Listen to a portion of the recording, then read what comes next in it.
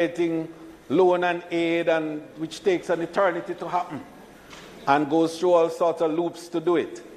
Well, the thinking now is that they want to support the Caribbean by investment, so that a special investment fund is being established for the Caribbean.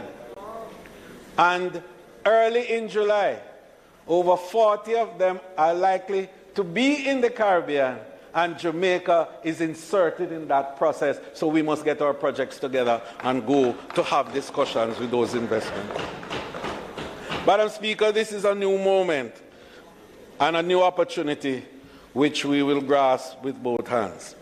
So, Madam Speaker, in discussing then these broader areas of recovery strategies, by way of dealing with the investments that we've spoken about, and I think you've heard me say that 90% of the investment that we had in the pipeline before COVID-19 is still intact. We broke ground a few weeks ago for a 700-room hotel in Trelawney. I have another groundbreaking to do early next month for the big 2,000-room Hard Rock in St. James in Lilliput next month. We have 2,000 rooms under construction in Green Island as we speak for Princess. And we have another 1,000, and then we have another 1,000 under construction with Sandals International. So what we are saying, Madam Speaker, is that just in line within the next few weeks, we are having half of that 8,000 rooms that we're talking about in active construction, and the others are coming for sure. So in terms of that space, it's fine. So we have to look in the second element of our recovery is to make sure we bring the people along with us, to make sure that the players, the local players, you know, and in the context of the supply chain disruptions that we're talking about. And at a later point, I'll mention that it's not just now the physical goods and services that have been affected by this supply chain disruption, but the human capital has been affected. And I'll speak about that a little later on. But just to indicate that in order to build back down the capacity, I'm sorry, I changed that term, to build forward, to build forward that the capacity of our small and medium tourism enterprises, because these are the real energy of tourism, Madam Speaker. It's not the big hotels and the large players. It's the multiple small players who abound all across the country, who are the custodian of the experience, and indeed ought to be the real beneficiaries of the industry. So we've been spending a lot of time in this recovery program with our small and medium enterprises. And I'd just like to remind us that we have $1 billion from the TEF that has been working with Exim Bank for the last 2 years. And here is the report: 162 loans to small and medium enterprises, amounting to $1.56 billion on lent to small enterprises and 72 beneficiaries overall. Madam Speaker, that has never happened in the history of tourism. So those who say that is a big man game, we're changing that game. This anti-hold this government is changing that game.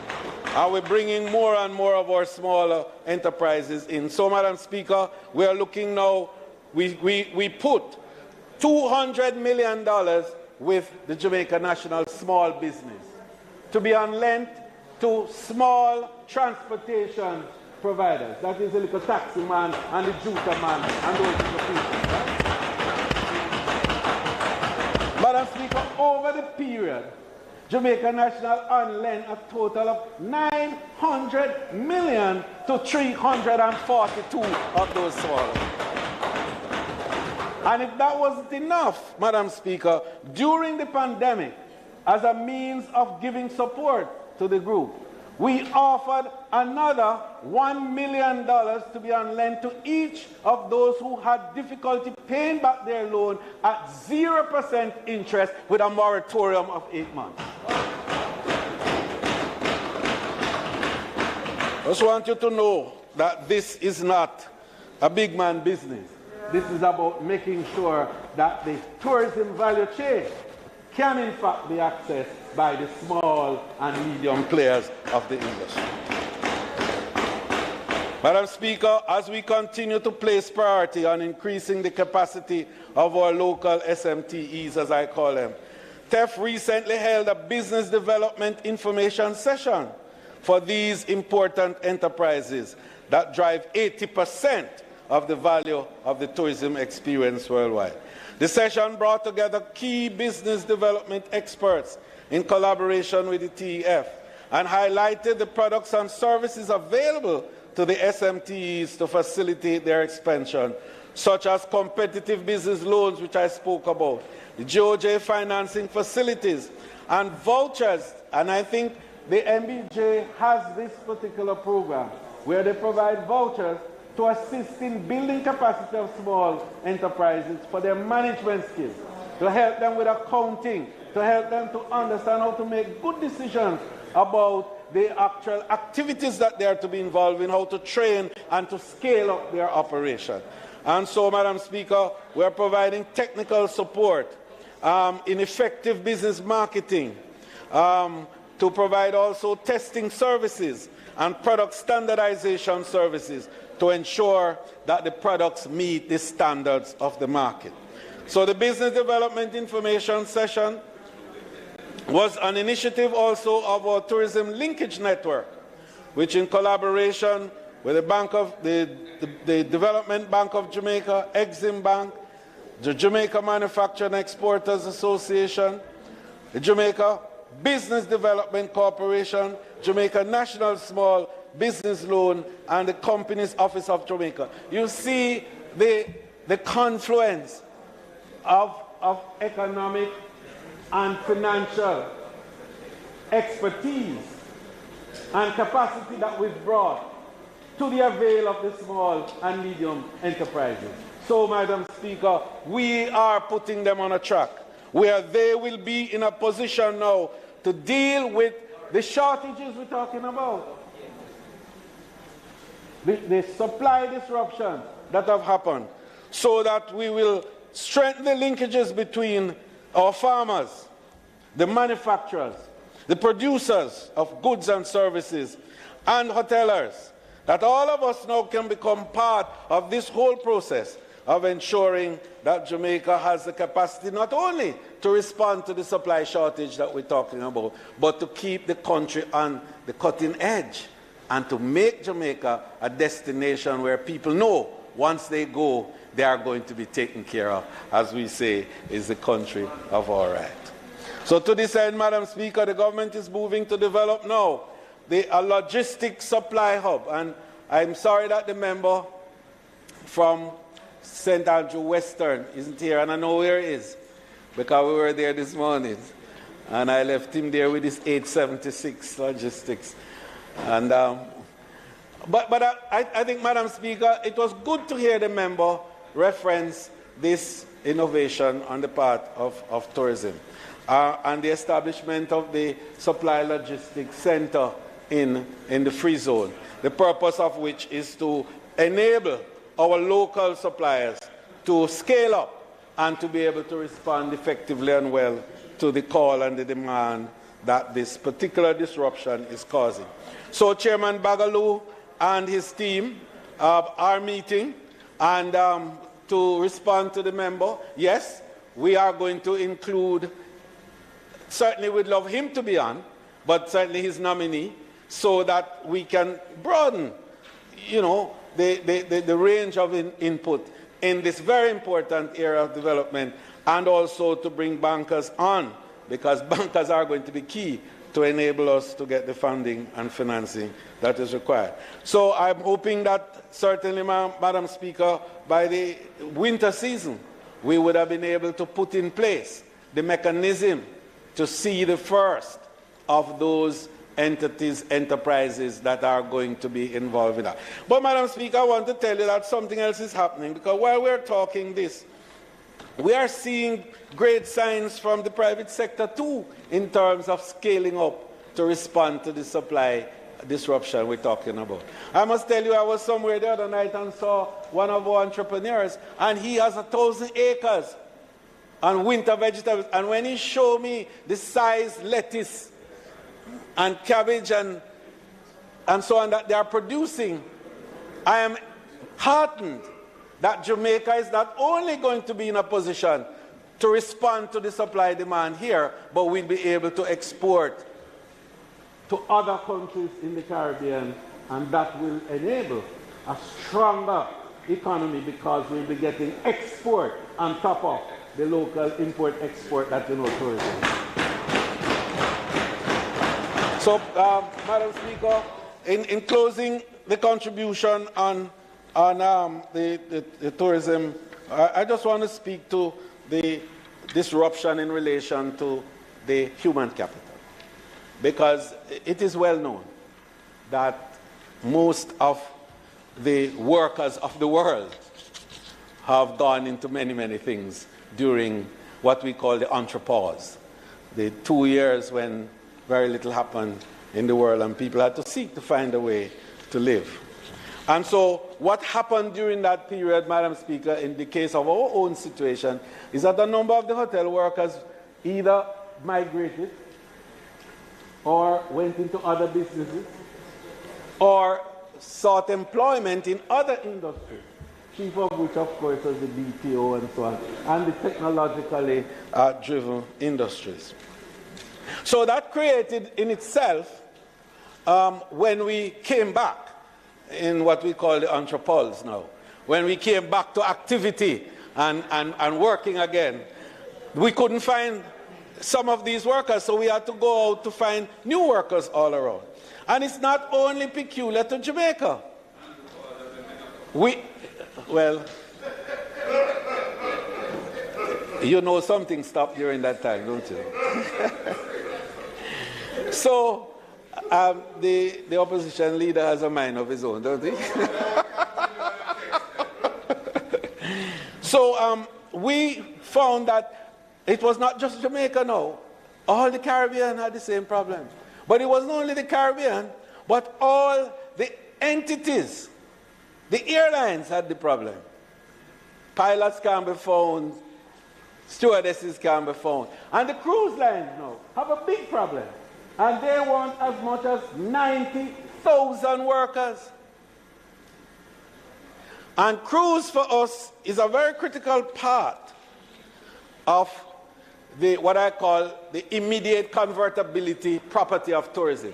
Because as a cruise ship docks, the dollar rolls immediately into the pocket of the small man. And so, cruise represent 30% of the arrivals of our visitors. And is a very significant part of our process. The truth is that if the cruise lines are not staffed, we have a problem. Because they can't come to our destination. And therefore, I know what the feeling is. Because we already have a problem here in terms of our own, what I call negative employment. But there are a host of other people who are in other areas of the city, of the parishes, of the island, that are not directly into tourism. And the good news is that the cruise is saying that you don't have to have tourism experience. We will train you. They are saying you don't have to have a degree. We will train you. You don't even have to have a high school certificate. We will train you. And so they say to us, look, we are willing to do two things. One, we will train them. We will deal with their medical arrangement, and we will transport them. We'll send the plane for them and take them back afterwards. But they said something else which was important to me, is that they said that we will make them participate in your pension plan.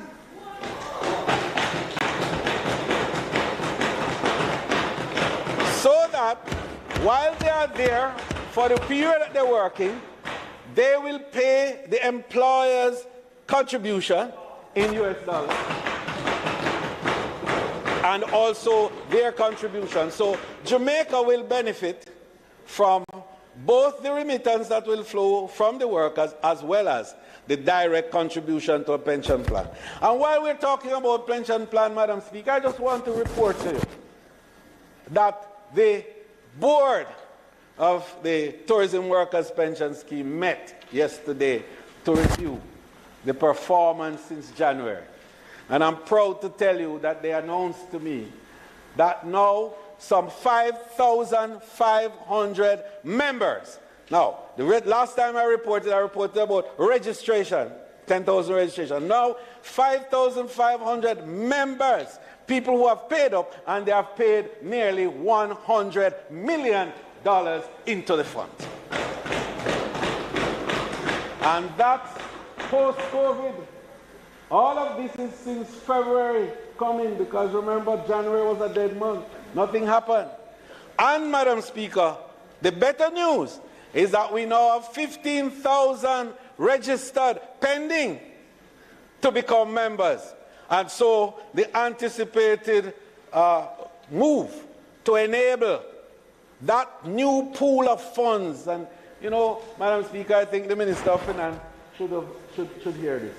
Because this new pool of funds that is now going to be created, that we estimate to be $400 to $500 billion when this program is done, when 250,000 tourism workers are engaged in it, is going to be a game changer in terms of the pool of capital that is available for development of infrastructure and for development of all kinds of business activities in Jamaica. And as the economists will tell you, Madam Speaker, that the power of this is that it allows for an economy to really grow when the domestic savings become the pool of funds for investment. That way you're not borrowing money from outside. So there's no leakage. So everything that comes from the money that is borrowed locally, stay locally, and that's how we grow the economy. So the tourism pension plan is not just a plan to provide social security for the workers, but it's also a strategy for the economic security of this wonderful, beautiful country of ours. In closing on that line, Madam Speaker, I just want to say that some disturbing news have come to me. Now, while we are trying to avoid any disruption in the current tourism labor market arrangements by using the South Coast as the catchment area, and I see Minister, my friend from St. Mary, looking angrily because St. Mary would not be in it. Only the South Coast. We are hearing that there are unscrupulous people who are trying to fleece the poor people by collecting money from them to have their names written down. Expose them. We are going to, once it comes properly to it, we are going to make it known. And besides, we are going to advise the crews. Yes, once you find them. I mean, it is a travesty that we as a country can't go to get benefits for each other without finding a way to fleece each other. And I really want to say to you that it pains my heart greatly. Madam Speaker, these documents which we have tabled today are really toolkits that we are providing with our small and medium enterprises to help to scale them up and to build their capacity to respond to crisis and to build capacity to deal with risk management, especially around events like hurricanes and so on that we know we are in the season. So, Madam Speaker, I now turn to the budget in its wider sense and the responses. Madam Speaker, the Office of the Prime Minister, ably represented by a number of our key ministers without portfolio, gave us a full statement of how indeed we are responding to our Prime Minister's powerful strategy for growth and development with the acronym SEEDS, SEEDS.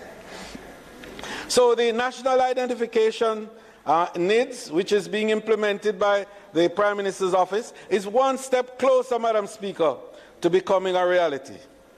As you know, the NIDS is intended to provide a comprehensive and secure structure for the collection and storage of identity information.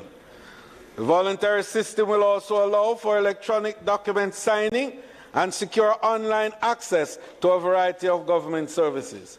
Knowing each other, identifying each other, and being able to do that in a safe, secure way, Madam Speaker, is the surest way of dealing with these miscreants that want to indulge in identity theft.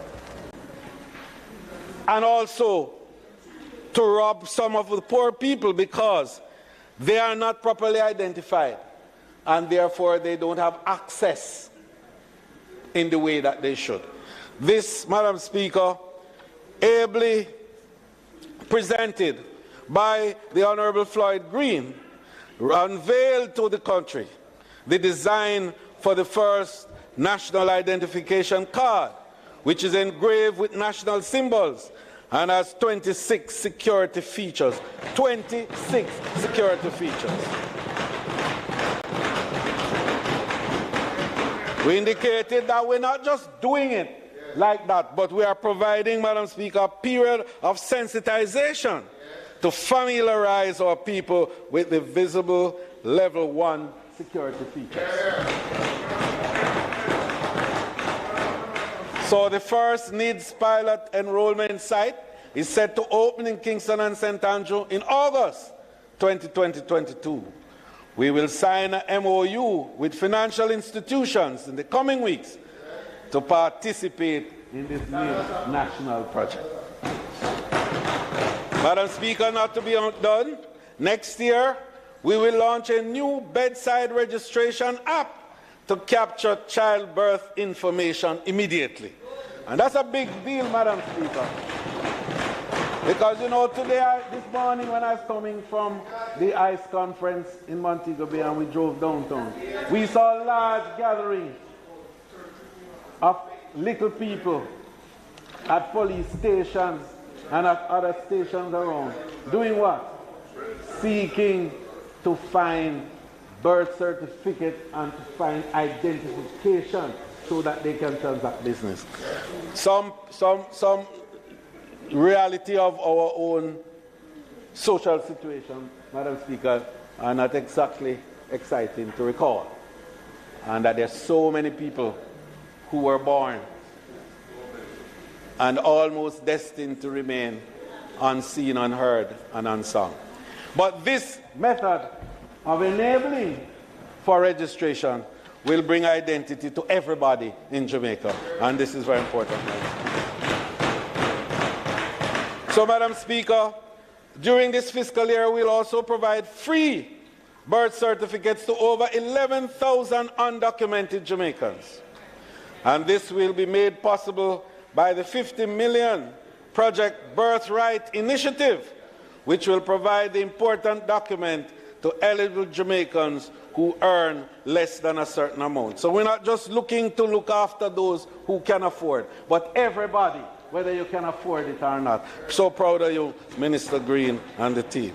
Madam Speaker, the National Housing Trust, from the Economic Growth and Job Creation Ministry, has pledged over $37.8 million to the National Squatter Survey, which aims to help with the classification of squatter settlements into tiers, to help with planning, to create a geodatabase using settlement boundaries and household data, and to inform the National Squatter Management Policy and Implementation Plan. In addition to the work being done by the Housing Agency to increase the housing stock, the Ministry Projects and Technical Services Branch is also undertaking construction and infrastructure installation in several areas through infills. And this is a very important area, I think, for the established communities, you know, such as Rollington Town and Vineyard Town, and those Campbelltown and those places that have large lots from the old days and where the density was defined in a certain way. Infilling will allow for us now to increase density in those areas and to increase housing stock at a better price. The settlement regularization program, relocation, Madam Speaker, and also new build-outs. So among the projects is a 55 million infrastructure installation for 26 service lots in Pemberton Valley, Arokobesa, St. Mary. The project was completed, Madam Speaker, in the fiscal year 21-22, and the lots will be sold on open market. Madam Speaker, the National Works Agency will continue to expand its fiber optic network to connect key infrastructure components such as traffic signals and its intelligent traffic management center. Minister Warmington also informed this Honourable House that government through the NWA would continue preparatory work for the construction of several bypasses to improve travel time and create a potential for expansion of several townships, including Lucy and Hopewell in Hanover, Anato Bay and Port Maria in St. Mary, and Port Antonio and Santa Cruz in Portland and St. Elizabeth, respectively. He also pointed to plans to prevent flooding in certain flood-prone areas of the country. Madam Speaker, at a cost of more than $3.4 billion, the National Water Commission has substantially completed the transmission main from 6 miles to downtown Kingston. Madam Speaker, that is a mega development in almost record time. Madam Speaker, one of the major transmission mains serving Kingston and St. Andrew is that area, and it covers a wide range of our population of our city. The entity also rehabilitated the Constant Spring 5 million gallon treated water storage reservoir. So, Madam Speaker, the National Water Commission is continuing to fulfill its mission in providing water for the country. Madam Speaker, we anticipate that significant work on the first 2 tranches of the Southern Coastal Highway, that is a CHIP program that you hear we talk about, totaling approximately $11.5 billion, will be completed by March 2023. The Southern Coastal Highway Improvement Program, our flagship road project, is being implemented in 3 stages. Part 1 is a 28-kilometer roadway from Maypen to Williamsfield. Part B is a 17.4 kilometers from Harbour View to Yallahs Bridge. And Part B, 3 and 4 is a 123.65 kilometers roadway from Yallahs Bridge to Port Antonio and Morant Bay to Cedar Valley. Madam Speaker, this is the most comprehensive highway development project since independence, for sure. The builder himself is in charge of that one. Madam Speaker, the Digital Transformation Support Program for micro, small, and medium enterprises is being developed to assist in the adoption of technological solutions that will improve sustainability and accelerate the sector's growth. The Ministry of Industry, Investment and Commerce is leading the initiative, which will include the integration of specialized digitization business development support with the support of the UN delegation to Jamaica and the Planning Institute of Jamaica.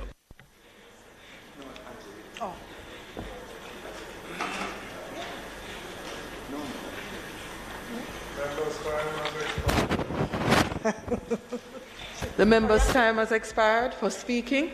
No.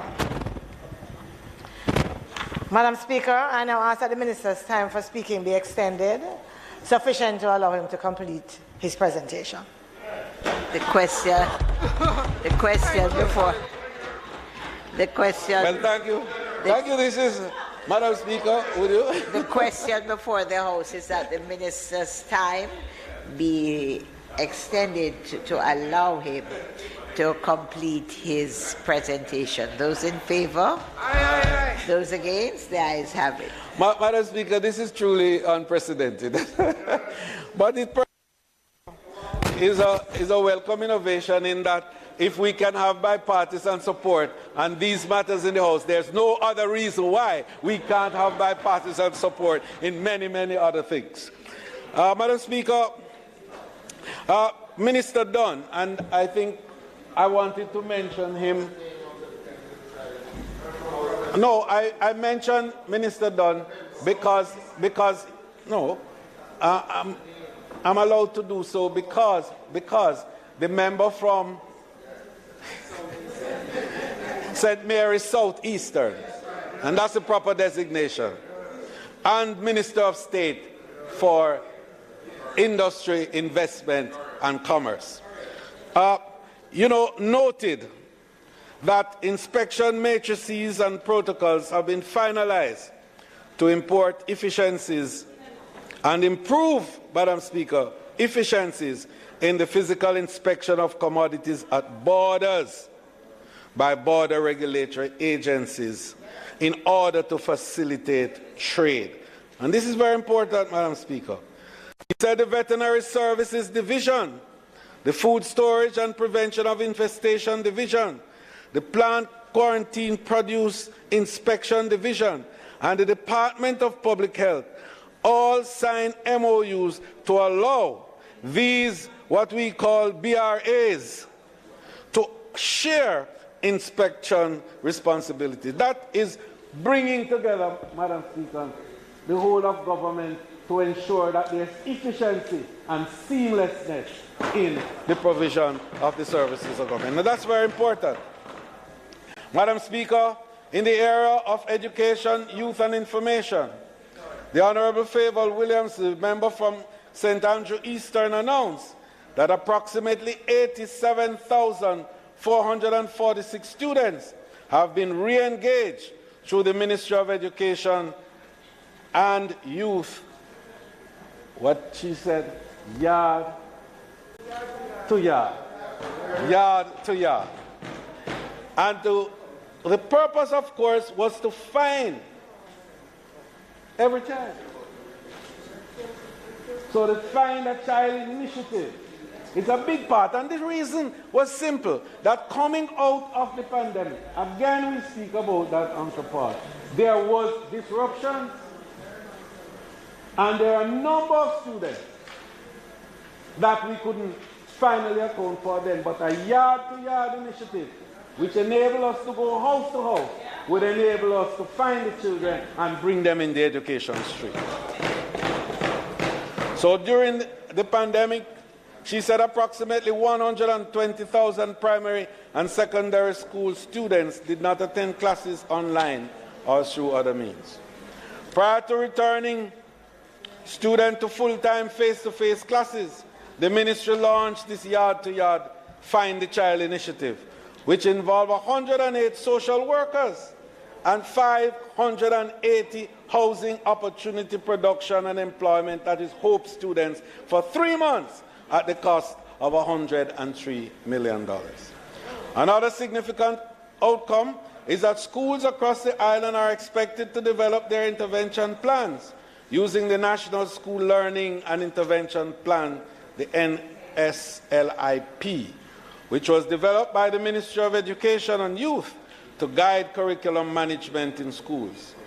The NSLIP indicates extra teaching time for students through summer school and extra lesson homework programs, psychosocial engagements, parental engagement, strict attendance monitoring, the provision of digital learning resources, a robust accountability framework, and a focus on customized learning based on assessment data. Madam Speaker, this is work, hard work that is being done to ensure that we can bring back the students who have been affected by the pandemic. This fiscal year, Madam Speaker, the ministry received approximately $365 million in budgetary support for its scholarship program. The program offers a variety of scholarship opportunities to students who want to pursue tertiary education. Madam Speaker, in the transport and mining portfolio, the member from Northeast Manchester shared that the Jamaica Urban Transport Company, JUTC, plans to add new buses and alternative fuel to its fleet. The procurement of 50 new buses, 5 electric and 45 diesel, have been fully approved, and the suppliers have been notified of the award. This means, Madam Speaker, that everything is in place for the buses to be delivered within this fiscal year. The Minister also confirmed that Wi-Fi has been installed in 350 buses, with approximately 170 buses maintaining active internet connectivity technology in our buses. During this fiscal year, the digitization of operations will also be extended to a further 7 examination depots. This will improve access to and analysis of our drivers' licensing records, ensuring the system's integrity. Madam Speaker, that's a very, very knotty problem, as we all know. And we are very pleased that the Minister has made that move to ensure the integrity of the licensing system. Plans are in place to implement the technology in 5 additional depots. Applications are now received with electronically grading arrangements, and this is a new and important initiative. Madam Speaker, the motor vehicle fitness and inspection process will be strengthened this fiscal year with the implementation of geofencing technology. This will ensure that vehicles receiving certificates of fitness have been physically present at the examination depot. And this one is also very critical.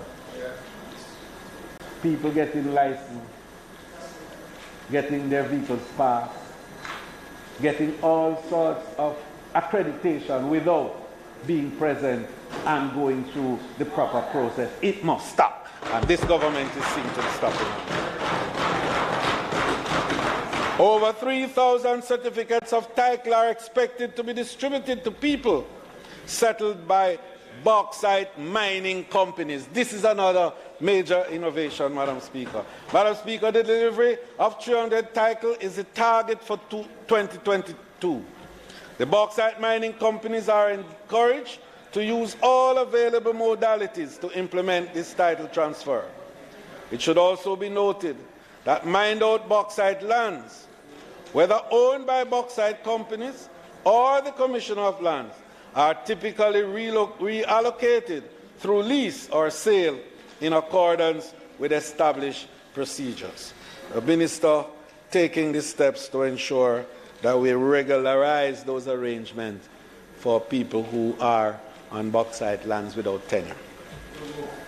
Madam Speaker, as the Disabilities Act takes effect, the Ministry of Labour and Social Security is working to enact legislation to protect the rights of people with disabilities.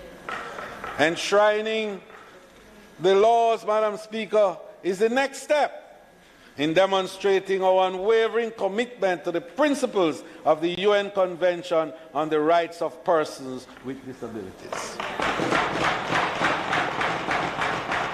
The Jamaica Productivity Center, the JPC, a component of the Ministry of Labour and Social Security, is nearing completion of the ISO 9001 to 2015 certification.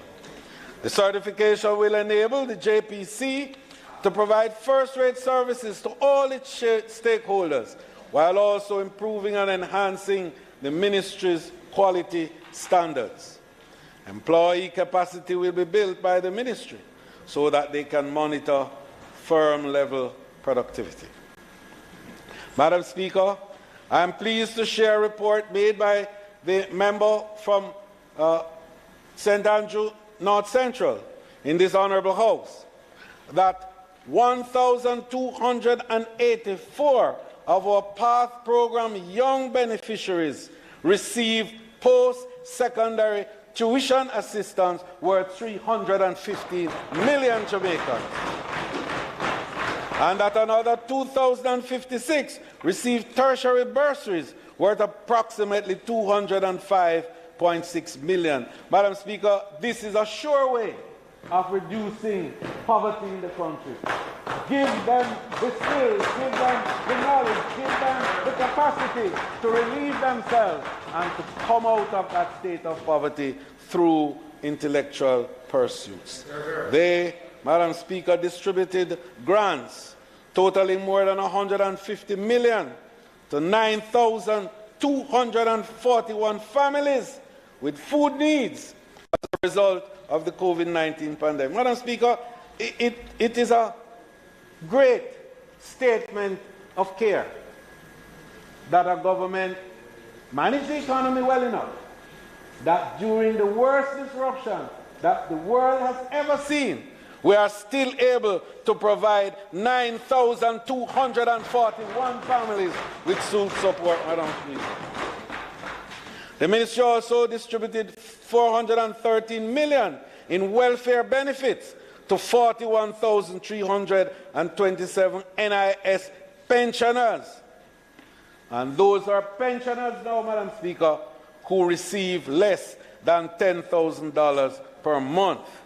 And they did that in collaboration with the World Food Programme. So, Madam Speaker, as it seeks to broaden its scope of assistance, the Ministry of Labour and Social Security expects to increase the number of beneficiaries on its social pension program to 20,000 during the fiscal year 22-23.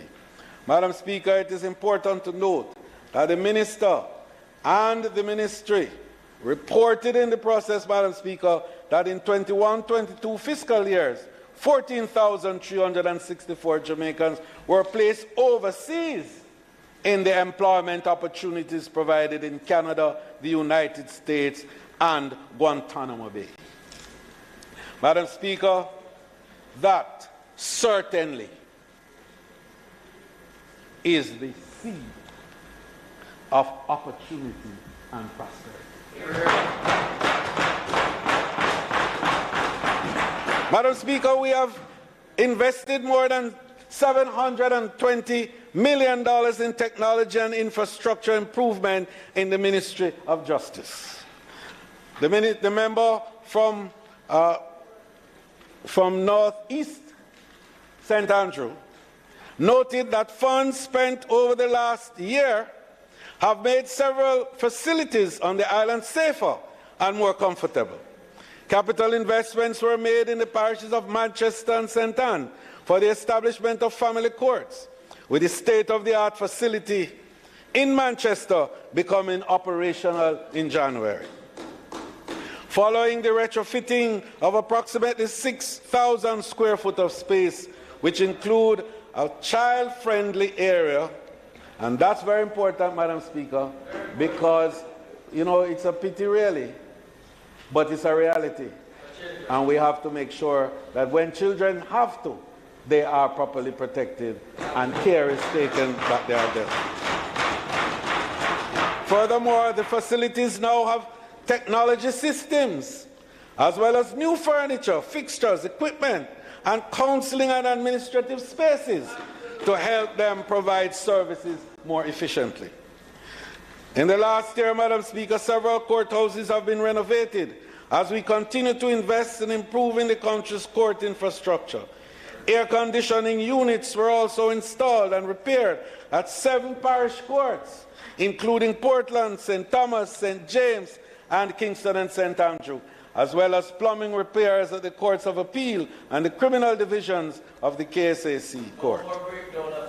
Absolutely. Madam Speaker, in addition, works in the Clarendon Parish Court's major renovation and retrofitting will begin in December and soon be finished. Oh, sorry, it began in December 21 and now will soon be finished.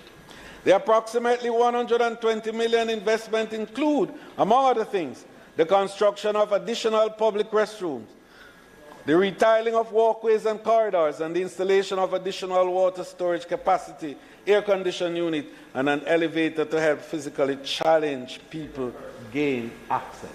So very, very important. During the new fiscal year, we are attempting, says the minister, to reach out to more Jamaicans through its restorative justice, child diversion, and victim support program. Very critical.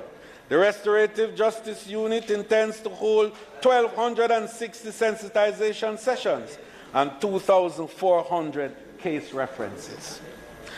Madam Speaker, the minister said that the Administrator General's Department over the last 10 years closed a total of 5,600 cases, while a total of 3,470 new cases were taken on. This resulted, Madam Speaker, in a net reduction of 2,130 cases. Well done, Minister. Madam Speaker, the Ministry of Science, Energy and Technology indicated that the Post and Telegraph Department has connected some 73 post offices across the island to the Internet as it works to automate its services in order to transform into a modern, agile postal service provider.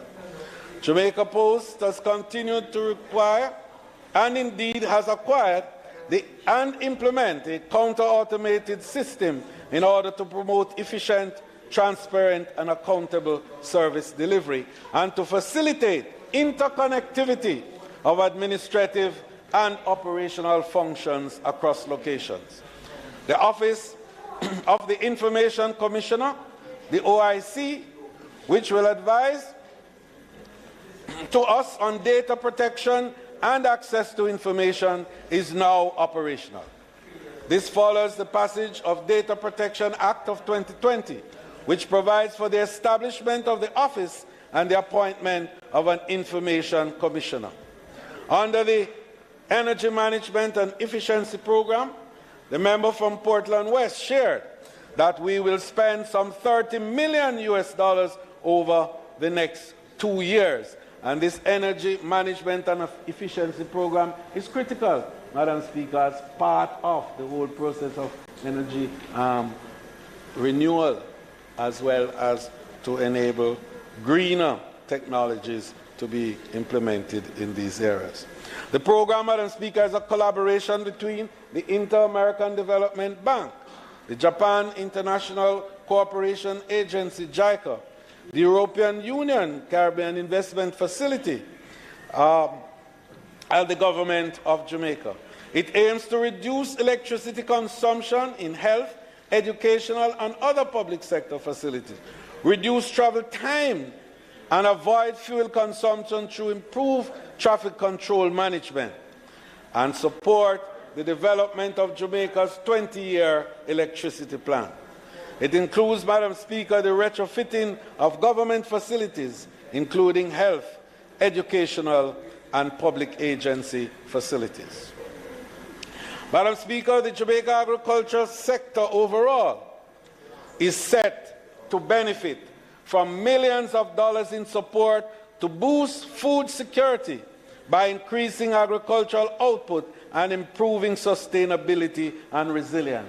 So said the member from Clarendon Southeast. The initiatives, Madam Speaker, which will be carried out in collaboration with the Food and Agricultural Organization, the FAO, includes a $38 million food loss and waste reduction program aimed at strengthening food value chain operations. Madam Speaker, this is very important, especially with the world having now, and we are not there yet, but could be imminent, a food security issue. It is part of the new fiscal year strategic food security action. The minister is working with Jamaica's main fertilizer manufacturers to guide research for the development of new blends that will maximize efficiency while lowering farm cost. Madam Speaker, as part of the national food security push, the Ministry of Agriculture and Fisheries is launching a new campaign called Grow Smart, Eat Smart. And the crop production, climate smart practices and technologies will be utilized, Madam Speaker, to access not only the opportunities, but we will also see that funding and financing will also be made available to the farmers.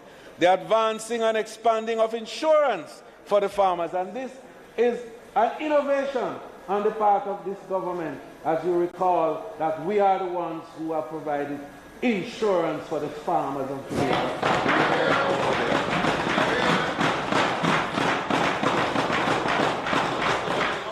And Madam Speaker, this is important, especially because of the focus that we will have to put on Pradal Lasni. And that, Madam Speaker, is perhaps the biggest deterrent to the food security capacity that we want to build for our country. Madam Speaker, the Minister announced that they will also develop a national farming trust and expand fisher folk and fisher farmer insurance. And the fisher folk insurance is key. And the Minister was very clear to point out the big emphasis that is going to be on fisheries, because it is not right for an island state with a special economic zone 25 times its size, with fish passing by us, tuna and others in shoals going elsewhere, not to be self-sufficient in fishing. And this minister is committed to that process, Madam Speaker. So, Madam Speaker, we expect a new thrust in the area of cost funding, in particular for our small farmers. And the minister has announced that he is now preparing 1 acre, up to 1 acre of land, free of cost, for 5,000 farmers, targeting youth and women. And this will cost, Madam Speaker, approximately $63 million.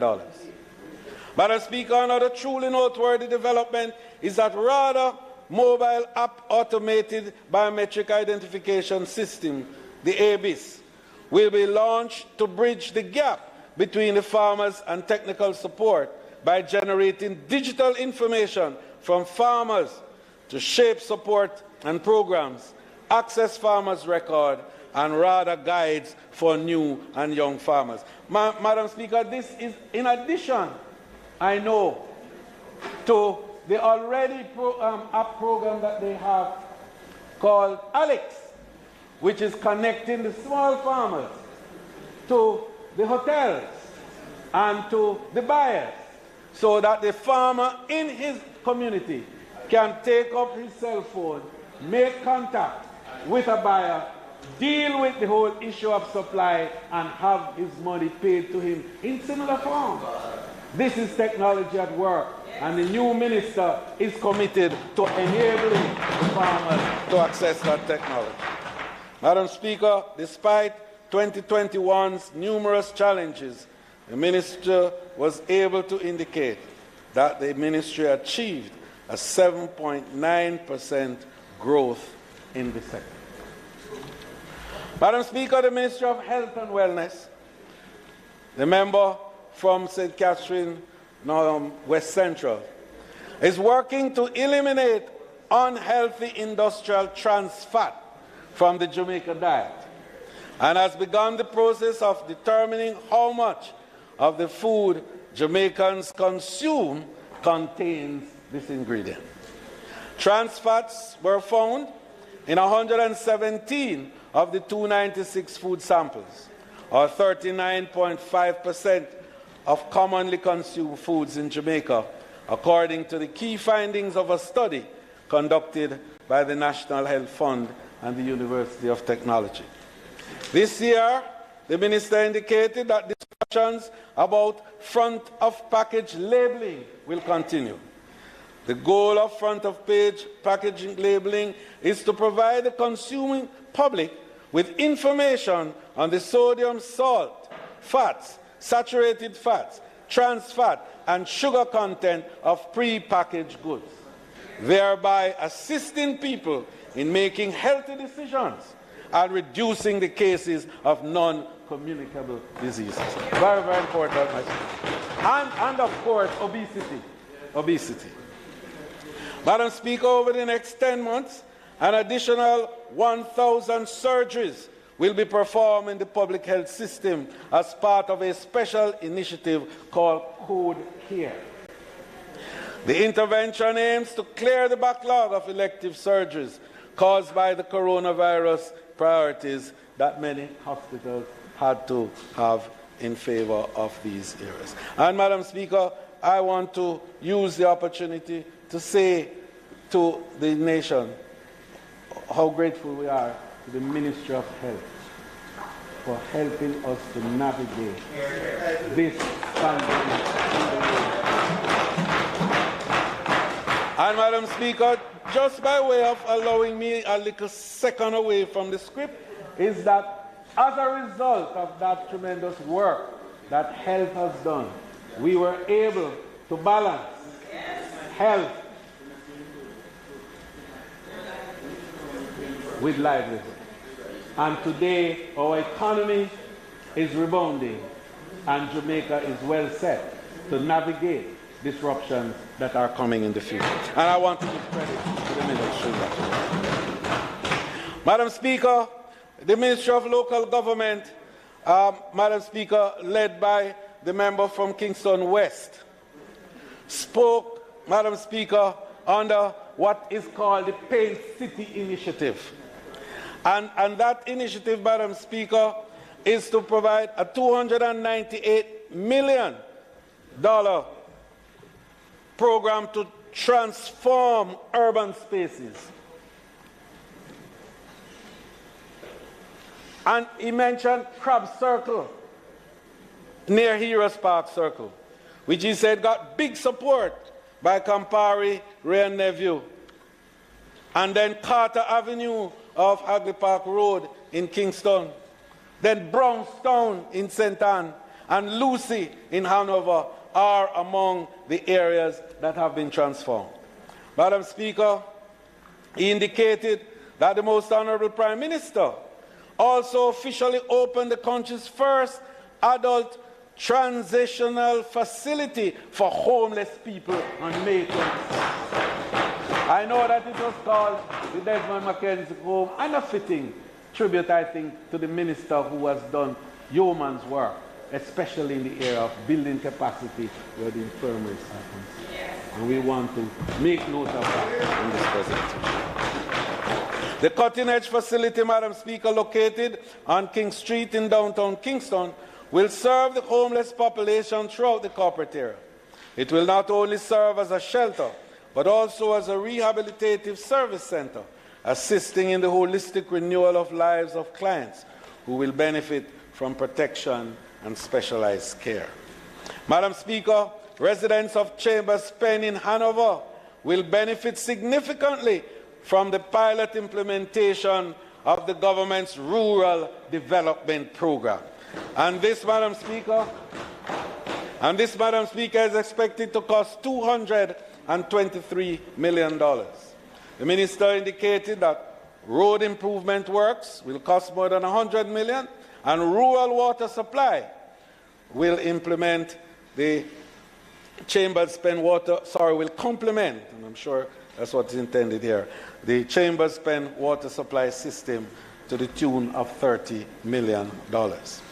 He indicated that they will spend some $370 million on parochial road patching program to patch and rehabilitate roads in urban, high-traffic, and large residential areas. Further, Madam Speaker, local authorities issued over 4,000 building permits worth $130.6 billion in the previous fiscal year. Within the standard 90-day period, Madam Speaker, and that must be taken note, within the standard 90 days period. That's efficiency, isn't it? 83% of those permits were issued. So no longer long wait, 160 days, you want to get your building done, you have to wait indefinitely and get involved in all kinds of things.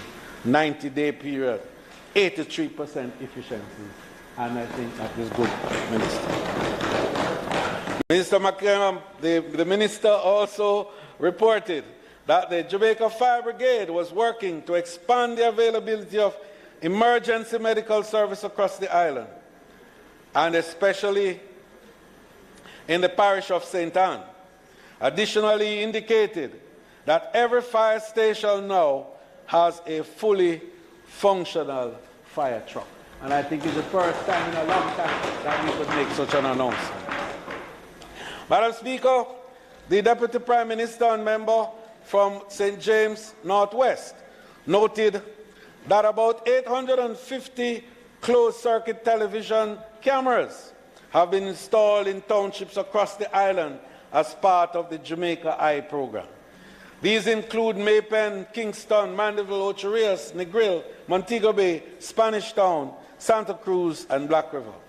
As of March this year, he indicated 141 wards were engaged in academic activities, 151 wards were engaged in vocational activities, and 271 inmates were enrolled in academic activities, Madam Speaker.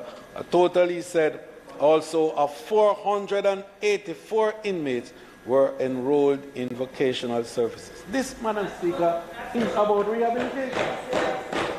This is not just about penal arrangement, but it's about rehabilitation, so that when you have done your term, you can come out and be useful citizens in the country.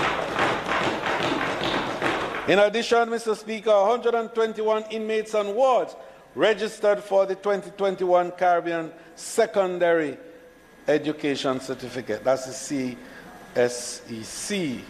45% of all candidates who took the exam passed at least one subject, and 50% of registered juvenile candidates pass at least one subject. Madam Speaker, more than 20,000 electronic traffic tickets have been issued to motorists so far through the police traffic ticket management system. The pilot initiative began on December 30, 2021, with 100 handheld devices.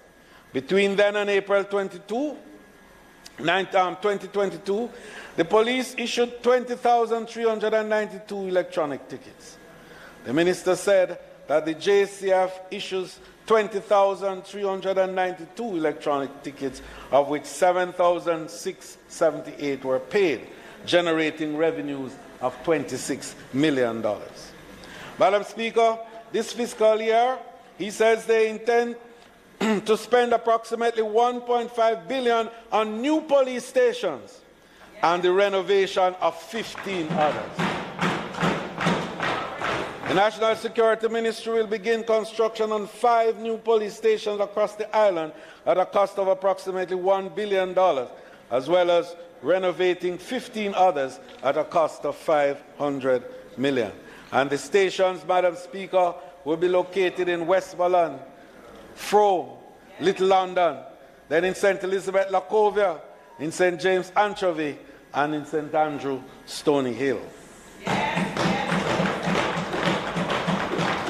Madam Speaker, the newly minted Ministry of Legal and Constitutional Affairs, and Madam Speaker, the member for West Central St. James, indicated that in the realm of legal and constitutional affairs, the note had to be taken that the office of the Parliamentary Council dispatched 172 completed drafts, with another 4 in progress on 73 different bills. So the work of the CPC was clearly stated in terms of its production of drafts and bills. 16 of these bills were passed into law. The minister spoke to the legislative production management system, which will see the preparation of materials for upload to the Jamaica Laws Online. And that's a website, which then, Madam Speaker, we recognize to be a game-changing work in progress, because that never happened before. The Law Revision Secretariat, the LRS, has completed and delivered revised laws for 3 legislative years, 2016, 17, and 18, during the reporting period of the fiscal 21-22, and has also completed and finalized update for the 2019 statutes. The next steps are the completion of typesetting and proofreading for 2019 subsidiary legislation and for the legislative year 2020 to 2021. Actual update of the web page, Madam Speaker, is on the way, with uploads of the 2016 revised laws, statutes, and subsidiary legislation, which he says is now 50% complete, as 70 pieces of new and amended legislation, that is, revised statutes and subsidiary legislation, have been uploaded. The Acts of Parliament 2001, 2005 through to 2020 have been uploaded, and 80% upload of the Jamaican Gazette has been achieved. That's significant work, Madam Speaker, in the short term.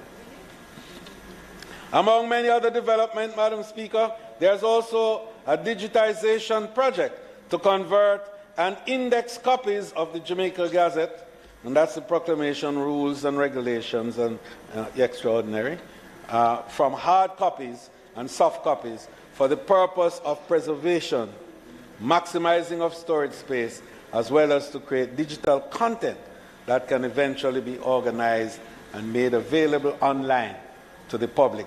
And that process, she says, is ongoing. Madam Speaker, the newly minted minister, I would say in Shakespearean style, pretty much like I think she wanted to say, no, Julius Caesar. In dealing with the issue, Madam Speaker, of the repatriation of our sovereignty. And I think she was careful to point out that it is not that we love the Queen less, but that we love Jamaica more. Madam Speaker, she noted that Jamaica will transition from a constitutional monarchy to a parliamentary republic by the next general election. The minister gave the timeline for her presentation. She said that the goal is to produce a new constitution of Jamaica, enacted by the Parliament of Jamaica, to inter alia establish the Republic of Jamaica as a parliamentary republic, replacing the constitutional monarchy and affirming our self-determination and cultural heritage. Indeed, Madam Speaker, the repatriation of our sovereignty. Madam Speaker, the Minister advises Honourable House that the work to achieve this goal has formally commenced. Madam Speaker, seeds of opportunity and prosperity have been sowed by the Ministry of Gender, Entertainment and Sports. And the Minister, the member from St. Catherine Central, noted that they awarded grants of some $60,000 to individuals and grants ranging from $200,000 to $1.5 million to registered small companies and umbrella organizations within the entertainment, culture, and creative industry from a special $90,000 support package for navigating through the COVID pandemic. Madam Speaker, the Minister noted that $24 million was dispersed to 87 Olympians and Paralympians as they prepared for the Tokyo Games.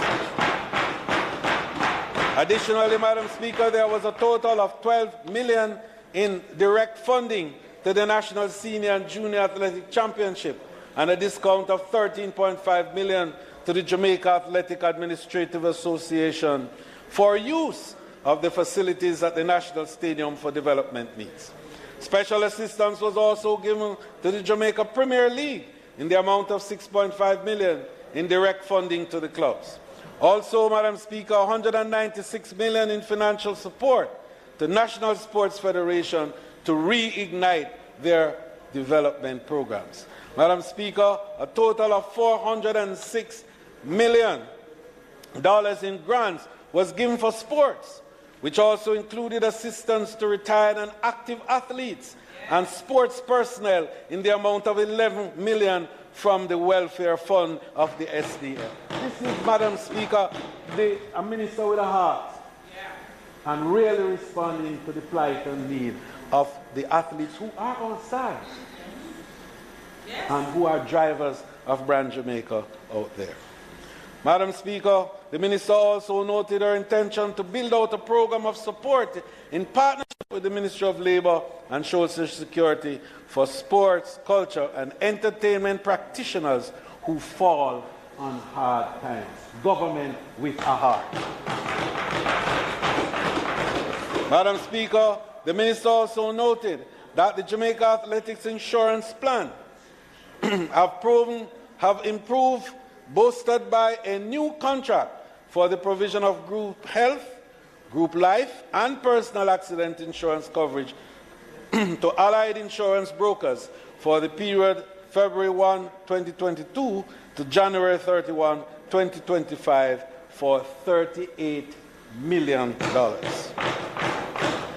The Minister also noted that a new training and daycare facility was opened in Santa Cruz, St. Elizabeth, where adolescent mothers will be able to rejoin the formal school system and complete their studies. A nursery was also opened at the Mandeville Centre in Manchester to provide a safe space for the babies while their mothers attend classes. Madam Speaker, as we all agree, the Minister noted that our nation's 60th anniversary of independence is a significant milestone in the life of our country. And so, Madam Speaker, this will be celebrated not only in homeland here, but across the world, especially in the areas where diaspora is strong, the United Kingdom, the United States, and Canada. Jamaica's rich culture and heritage will be on show from July 30 to August 6 as the country celebrates 60 years of independence. Madam Speaker, activities include, of course, the Jamaica 60 Independence Village, which will be staged at the National Indoor Sports Centre. The Minister noted that the village will feature daily activities and nightly entertainment, including the Miss Jamaica Festival Queen Coronation, Mellow Ground, a film night, a Jamaica Music Through the Years night, among many other activities. Madam Speaker, the seeds as we celebrate Jamaica 60 are truly sown. Madam Speaker, I also want to highlight some strong points from members of the opposition as they too, Madam Speaker, saw and appreciate the seeds of opportunity sown by the Prime Minister and other members of the House. Madam Speaker, the spokesman on transport and member from Manchester Northwest stated that the $5 billion budgeted for roadworks of 22 to 23 may be insufficient to enable proper road maintenance and rehabilitation, particularly in rural areas. And Madam Speaker, we want to make the point that we had to pull not just the areas where the opposition oppose, but where they propose, because we think that the essence of this democracy lies in those two. Not us to oppose, but also to propose. And in that context, I think the member from St. Mary Central and opposition spokesman on health urged the government to ensure direct budgetary allocation for the National Health Fund from central coffers to meet the increased demand for drug subsidy, of which he says is now 700,000 people rely. He also called for immediate action to increase the number of renal and dialysis units on the island, in order to adequately treat the growing number of Jamaicans suffering from renal failure.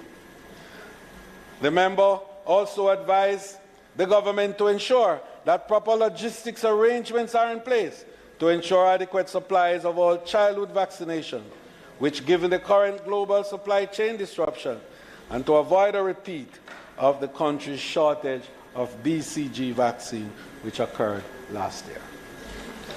Madam Speaker, the member from St. Anne South East and opposition spokesman on foreign affairs recommended that the country focus on medical tourism and tourism for wellness. She said that an environment must be created to facilitate investment opportunities to build and grow our economy in various innovative activities in which Jamaica might have a competitive advantage.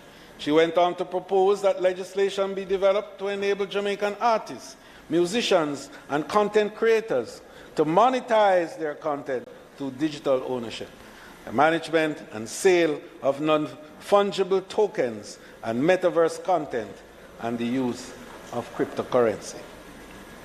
Madam Speaker, the member from East Kingston and Port Royal called on the government to explore small-scale mobile nuclear energy options, to maximize carbon credit earnings in the world market, and to aggressively push for electrification of the public transport sector.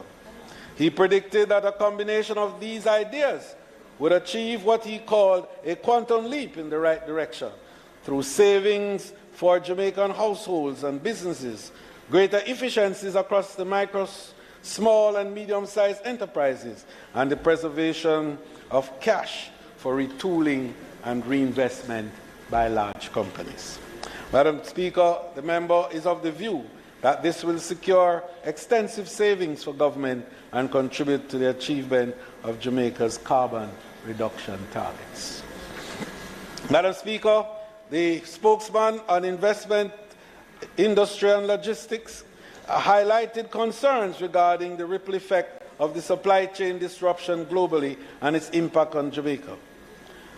The member noted that a call for the establishment of a committee to set up in Jamaica a logistics center to ensure the availability of supplies and goods and services for the tourism sector is, in our drive for economic recovery, is one that he supports. And he says that the solution is clearly needed for these small and medium-sized hotels and offered to be part of that process. He noted, Madam Speaker, the opposition's agreement that the immediate economic recovery for Jamaica lies to a great deal in the recovery of the tourism sector. The opposition member noted that they should be invited to contribute to the shaping of the term of reference of the proposed committee and to play an integral role in what must be exercised an all-hands-on-deck approach to dealing with critical issues. And we all say yes to that. The member also proposed an action plan for fixing the supply chain challenges. Madam Speaker, I believe that in all of this, we have seen in this budget debate overall a confluence of ideas and a determined position that together we can recover and recover stronger. Madam Speaker, the sitting of this Honourable House, and I want to spend a minute on this Parliament because I think it is valuable that we so often berate our own selves and speak with less than what I say appropriate references the performance of this House. And we sometimes agree with others outside that we have not performed. So sometimes we need to take a look at what we really did and to use that as a benchmark to guide better performance as we go along. Now, Madam Speaker, this Honourable House has enabled us, in fact, to assemble and promote and safeguard the interests of persons who sent us here to perform legislative and oversight duties on their behalf. It means that our approach to the business of the people should reflect professionalism and our duties should be done efficiently and in an orderly manner. We have made strides, Madam Speaker, in getting our sittings underway at the appointed hour. And I want to use this opportunity of saying that this Honourable House perhaps is maybe the only one in the entire region that can boast an on-time commencement at every session in the last few sessions. And this, Madam Speaker, is to no small credit to you, and of course to our Prime Minister, who set the stage in the first instance. But, Madam Speaker, just to indicate to everyone who is listening that the Speaker finds herself with the Marshal at the door 2 minutes before 2 every sitting to ensure that we have a prompt start at 2 o'clock. And that's very important. So while we have achieved that objective, that milestone, we now have to say to members, let's come to the House on time and let's start, not with 16, which is a quorum, but the full complement of members, all 63 of us here on time at 2 p.m. to start the House at every session. So, Madam Speaker, we could speak about how many times we have met. Indeed, we have met 54 times during the session 21-22. And we have held so far 25 meetings in this current session. Your Parliament has met every week 25 times in this current session. Madam Speaker, our attendance has been commendable for the most part, with the inexcused, and I make that point very, very seriously, Madam Speaker, inexcused, because I don't want excuses. That's a different thing. You are on government business, that's not an excuse. To be on government business is not an excuse, because you are carrying out the work of the people who elected you. So we don't want excuses, Madam Speaker, unless it's sickness, acts of God, or the Queen's enemy. Well, that's still there until Madam Minister. Enemies. You still have to be familiar with that until the repatriation is over. Yes. So, Madam Speaker, it is good, I think, that we are showing up to attend to the people's business on time. It is good. But we must not only show up, Madam Speaker. This Honourable House has not only reflected itself now in terms of attendance, but we have been passing legislation, providing oversight on issues of national importance, hosting foreign dignitaries, and participating in capacity building locally, virtually, and overseas. In terms of legislation, Madam Speaker, since the start of the 21-22 session of Parliament, we have passed 26 bills. The National Identification and Registration Act was examined by a joint select committee with recommended important amendments that were taken on board by this Honourable House. That bill was withdrawn and an updated version laid before us. We gave our seal of approval to the new bill and improved bill also last October. And it has since been passed by both the Senate and received the Governor General's assent. The Traffic Amendment Act, the Road Traffic Amendment Act, was also passed. Furthermore, the House has passed bills on sexual harassment, trafficking in persons, the international registration of trademarks, remuneration of attorneys for the provision of legal aid services, and other matters affecting the lives of our Jamaican people. Additionally, we have approved several pieces of subsidiary legislation, such as the Disabilities Regulation, the Judiciary Salaries Order, the Major Organized Crime and Anti-Corruption Investigation and Prosecution Procedures Regulations, 5 sets of regulations under the Telegraph Control Act, and various orders to amend the Life of zones of special operation. Members whose constituencies have benefited from these zones are very happy that this work has been done. And they, in fact, can attest to it in this House. Madam Speaker, the House provided access to information on the activities of the administration by answering 15 questions posed by members since the start of 21-22 parliamentary session.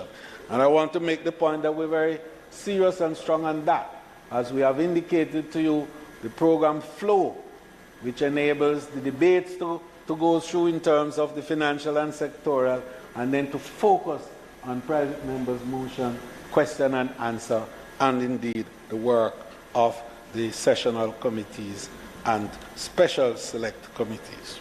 The Minister of Labour and Social Security addressed a question on the selection of... Madam Speaker, we have looked at various areas. The selection of participation of overseas programs, we've dealt with that in this House. The Minister of Finance and Public Service, the Minister of Health and Wellness, the Minister of Transport and Mining, each answered 3 questions, and the Minister of Education and Youth answered 5 questions, most of them having to do with measures implemented by the ministry to meet the challenges presented by the COVID-19 pandemic. Madam Speaker, this Parliament, like the rest of the country, has begun to return to normal and to end what was a very constraining arrangement in an already constraining environment. And I want to use the opportunity to thank you and the team here for rearranging and reconfiguring so that we could comport with the requirements of the protocols for social distancing and so on. And now we are back to where we were, and I think we are more commodiously arranged so that members can move around a little easier and freer from one side of the House to the other. Madam Speaker, the oversight committees, and I wanted to make that point because there are those who feel that the committees are not working, and they may not be working 100% because of all the difficulties we know. And when we talk about the new Parliament, we will begin to address some of those deficiencies. But the committees have worked. The Public Administration and Appropriations Committee met 15 times, Madam Speaker, and has met twice in the start of this session, notwithstanding the fact of the program of work for this session. The committee has submitted reports to Parliament on the conflict resolution initiatives of the Ministry of Justice, Finance and contractual irregularities in 3 municipal corporations, and measures to revive the tourism investment, commerce, agriculture and fisheries sector during and after the COVID-19 pandemic. The Ethics Committee met 9 times to examine exemption motions brought before us on behalf of members of Parliament and submitted report on each of them. The Public Accounts Committee met 4 times and completed 100% of the special audit and performance audit reviews assigned to them by this Honourable House. The Regulations Committee met 6 times. The Human Resource and Social Development Committee met 5 times and examined the operations of the Child Diversion Program. The External and Internal Affairs Committee met 4 times. The Integrity Commission Oversight Committee met 3 times. The Infrastructure and Physical Development Committee and the Economy and Production Committees met also at least once during the period. Madam Speaker, it is an indication that we are stepping up in these areas which are so critical for the oversight and review responsibilities of this House. We met 3 times, and we will meet on, I think, the 7th of July. 2 days, the 6th and 7th of July, are scheduled for our meeting. I just want you to know that when this leader says we are doing something, we do it. That's how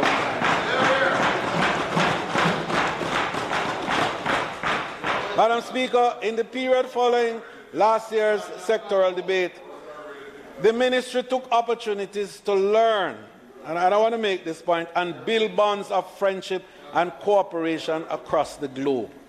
Because this parliament doesn't exist unto itself.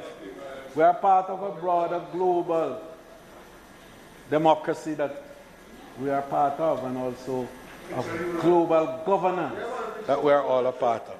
So, Madam Speaker, in February, a nine-person delegation consisting primarily of first-time parliamentarians was invited to the UK Parliament for parliamentary practice and procedures at the Westminster Palace. Yes.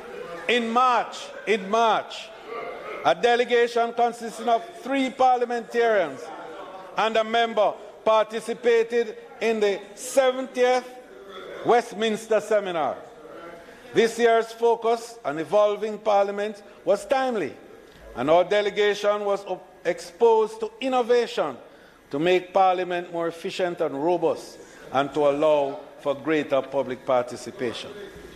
Madam Speaker, many of the persons, the in-person and virtual forum that the Parliament participated in centered around promoting gender equality. For example, the core group of the bicameral caucus of women parliamentarians participated in a series of sessions guided by the PAL America Gender Equality Network, and that was aimed at exposing our members to the complexities involved in maximizing the impact of a woman's parliamentary perspective. And I gather that one has been put together and will soon be promulgated in this very chamber. We can see today the fruits of participating in this project in the motion tabled recently by the Minister of Culture, Gender and Entertainment and Sport. And Madam Speaker, it is a source of great pride to me when I look on the pictures and the reviews that come back from the various places where our parliamentarians have gone to participate in fora in relation to governance and the building of good practices in Parliament. It is a source of great pride, and I really want to commend those young parliamentarians in particular who were participants in these programs. So, Madam Speaker, cooperation is a two-way street, and our Parliament has been active in capacity-building activities outside of Jamaica. Parliamentarians and members of staff share their expertise as panelists and resource persons for forum, including the Commonwealth Women Parliamentarians, CWP, the Caribbean Americas and Atlantic Region, Regional Strengthening, what they call virtual conference, and the Caribbean Development Bank webinar series on public expenditure scrutiny for MPs. Listen to the type of conferences that we participated in. Caribbean Clerks Program organized by the Commonwealth Parliamentary Association branch to strengthen the capacity of our clerks to respond to challenges that we have here on the basis of best practices that they glean from other parliaments. Parliament gathering on occasion, Madam Speaker, for the 9th Summit of the Americas provided another opportunity for exposure in the way in which good parliamentary practice is pursued. So, Madam Speaker, we really have never had, in real terms, a House of Parliament properly established for our legislature. We moved from the historic legislative chamber next door. Remember the old headquarters house, where the Jamaica National Heritage Trust now has its headquarters, to what is called Gordon House, due then to lack of space. We borrowed buildings originally constructed for the Kingston and St. Andrew Municipal Corporation. Yes, we borrowed the building, and the minister is saying, we're still in their building and haven't given it back.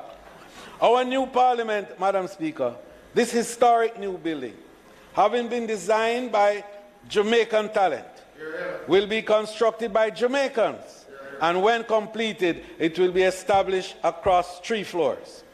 This building has been designed with 2 chambers, one for the Senate and one for the House of Representatives. A big difference here. It will have several meeting rooms, some adjustable, and this will allow for all committees of the House to be fully functional and not tied to jostling as we now do, because we have to move from this chamber back to this chamber and then out of this chamber and then back into this chamber. We will now have the facility to move into different breakout rooms so that we can have our meetings of various committees simultaneously.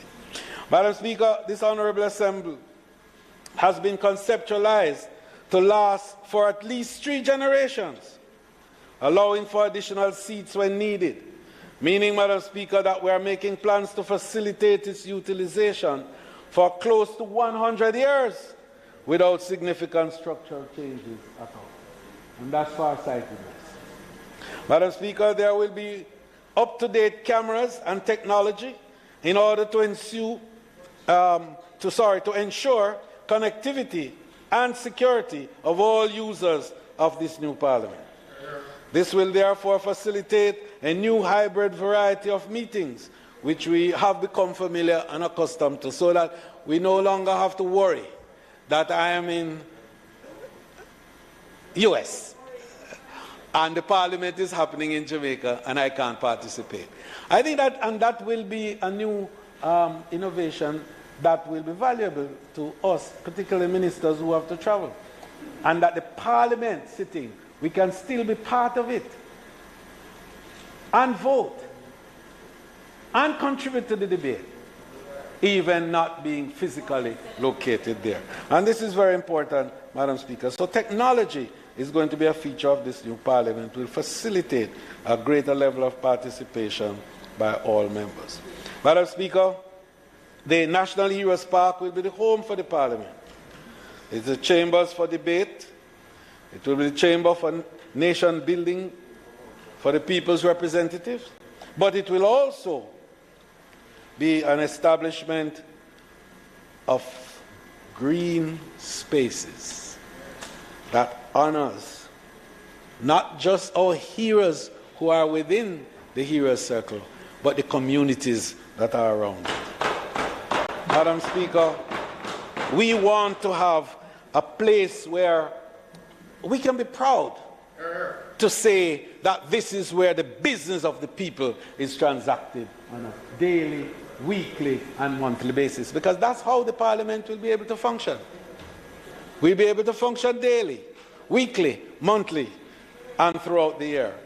And also, Madam Speaker, the facilities are going to be so configured that its immediate environs will not only provide a look of absolute aesthetic delight, but will also enable the creation and meditation facilities for families and young people who just want to sit in the area and to think and reflect and rejuvenate. So we are creating something that's more than a chamber for debate and discussion, but a community that will enable all the citizens around to have use from time to time. Madam Speaker, as I close, I have to yet again give commendation to what is without doubt a government that functions with a zeal and laser-like focus on problem solving, while not allowing ourselves to be distracted in our efforts to implement and achieve our manifesto commitments under the leadership of the Most Honourable Andrew Michael Holness. We are, Madam Speaker, building our Jamaica, sowing SEEDS, seeds for peace, opportunity, and prosperity. Madam Speaker, in this our 60th anniversary or Diamond Jubilee, this is our moment to reflect, to reconnect, to reimagine, to refocus, and to recognize our great Jamaica as the greatest idea that God had created in all the universe. Jamaica, the great idea, the land we love, the land of our forefathers. Bless Jamaica. Thank you, Madam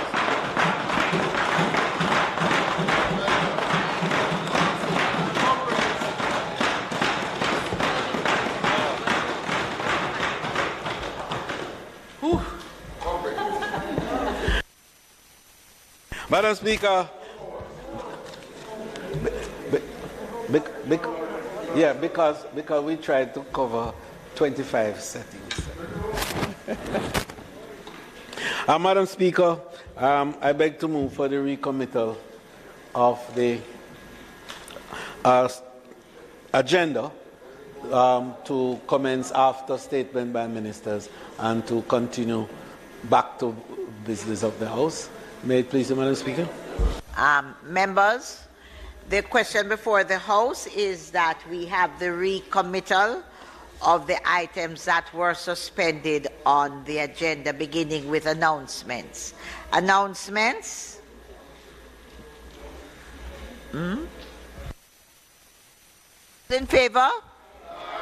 Those against? The ayes have it. Announcements. Laid on the table of the House today are the following: the Hire Purchase Amendment Regulations 2022 under the Hire Purchase Act. Special report of the National Rapporteur's Knowledge, Attitudes and Practices Study on Trafficking in Person in Jamaica. Tourism Enhancement Fund Business Continuity Plan Guide Book. Revised Framework Disaster Risk Management Plan Template and Guidelines for a Resilient Tourism Sector, dated May 2022.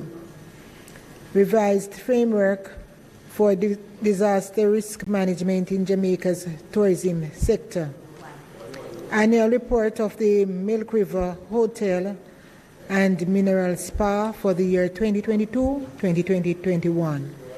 The Integrity Commission Special Investigation Report concerning allegations of favoritism, conflict of interest, impropriety and irregularity in the award of a contract by the National Works Agency under the East Portland Special Mitigation Program 2017.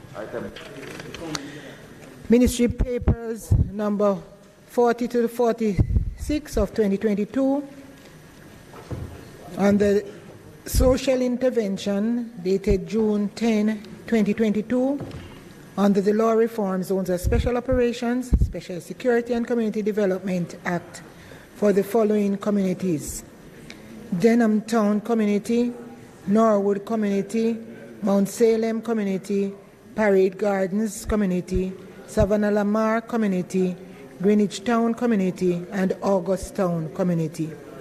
And the Law Reform Zones of Special Operations, Special Security and Community Development Measures, Extension of Period of Operation Number 3 Orders 2022, and their resolutions for the following zones: the Norwood Community in the Parish of St. James Zone, the Greenwich Town Zone, the Denham Town Community Zone, the Mount Salem Community and Environs in the Parish of St. James Zone, the Savannah Lamar Zone, the August Town Zone, and the Parade Gardens Zone.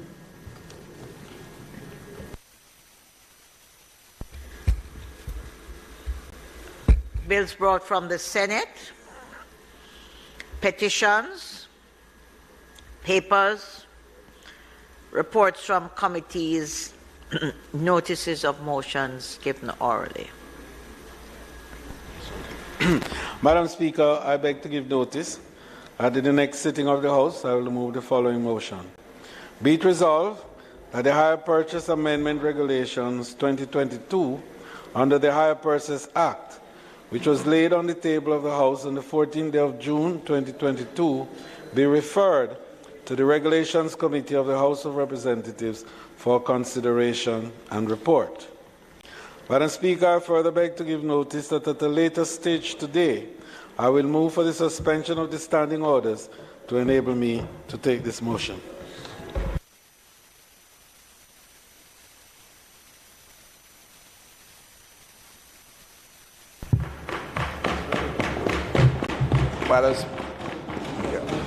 Those motions now. Madam Speaker, I beg to give notice that at the next meeting of the House, I'll move the following under the Law Reform, Zones of Special Operations, Special Security and Community Development Measures Act 2017. The Law Reform, Zones of Special Operations, Special Security and Community Development Measures Act, August Town Zone, extension of a field of operation number 3, Order 2022 Resolution. Whereas section, and as I read this, Madam Speaker, I note that hope we get the amendment soon. Whereas section 4, that's a resolution.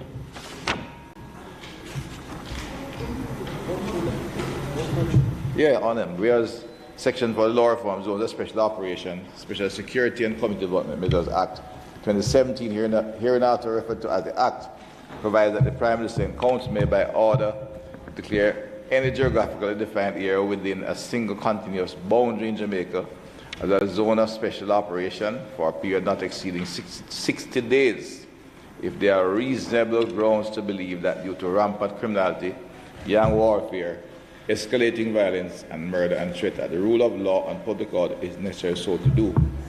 And whereas in accordance with this section, the Prime Minister and Council under Law Reform Zones of Special Operations, Special Security and Community Development Measures, August Town Zone Order 2020, and whereas that order provides that the said zone shall operate for a period of 60 days, and whereas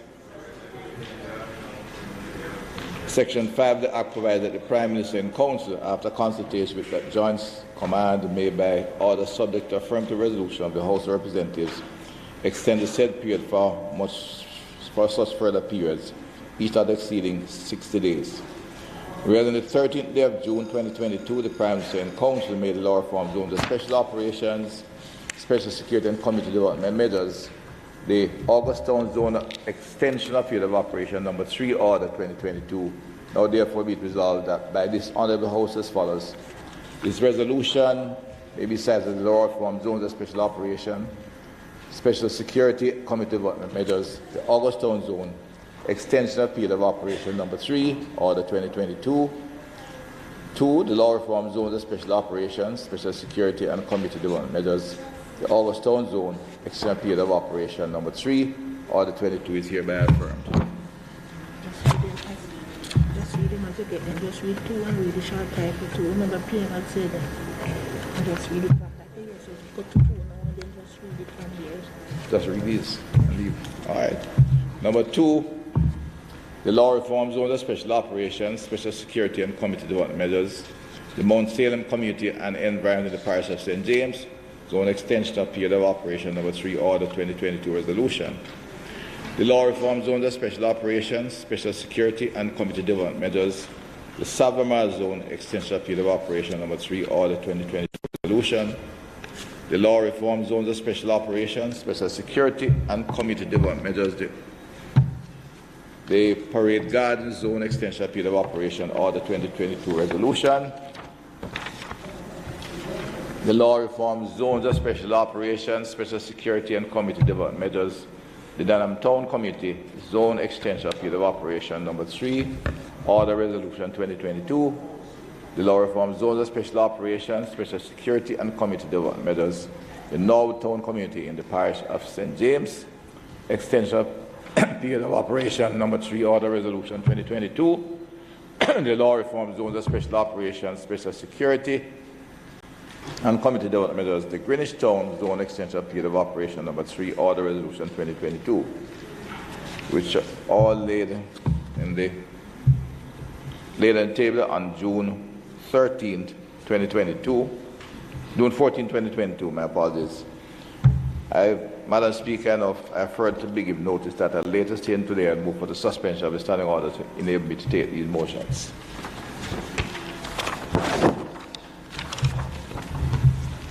Questions and answers to questions. Motions that may be made at the commencement of public business requiring notice. Motions relating to sittings of the House. Motions for leave to introduce bills. Presentation of bills without leave of the House first obtained. Public business. Madam Speaker, the public business matters will essentially be confined to the discussion and debate on the ZOSO and the passing of those resolutions. But just before, I'd like to move for the recommittal of the sectoral debate so as to allow me to make the necessary closing requirements as per the standing orders. May it please you, Madam Speaker. So the question is that the motion for the close of the sectoral debate made by the House Leader be approved. Those in favor? Those against? The ayes have it. Motion approved.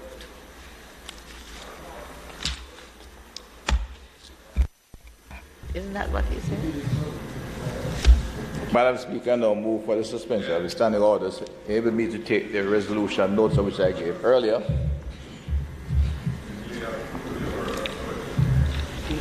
The question is that standing orders be suspended to enable the Minister to take the resolutions, notice of which was given earlier. Those in favour?